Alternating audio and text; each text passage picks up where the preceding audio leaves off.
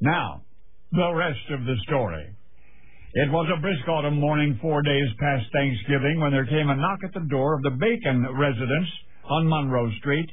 Judge Bacon answered the door. The caller was a good-looking young man named George, and the judge's sudden imposing appearance before him momentarily took George's breath away. Not only was the latter physically impressive, monolithic, square-jawed, stern-faced, but he was also Monroe, Michigan's leading citizen, town founder, territorial legislator, director of the First Michigan Railroad, and president of the Monroe Bank. And something else. His 20-year-old daughter was the prettiest girl in the county. That, in fact, is what George was doing on Judge Bacon's front doorstep. "I've come to see Libby," he stammered. Libby had a great many gentlemen admirers, the judge explained, his patience wearing thinner by the syllable. His daughter's vulnerability to their guile greatly concerned him, and still, he would see if Libby was accepting callers. Indeed, she was, and this caller in particular. She'd met George just 4 days previous at a Thanksgiving open house party. Though neither dared speak it, both had fallen instantly in love.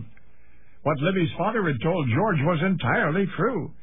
His daughter had more suitors than one girl could possibly handle. Yet, as far as the judge was concerned, there was a safety of sort in numbers. The trouble started as they withdrew from the contest one at a time in acknowledgment of George's desperate sincerity.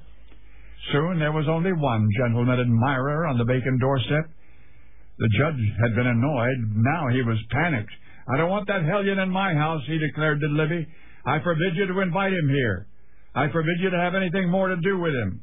And the judge added, "He will come to nothing but trouble." Libby burst into tears. She could only promise not to insult her father with George's presence.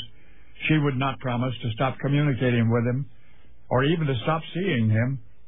Well, there comes a time in every father's life when he must decide that his little girl is not a little girl anymore.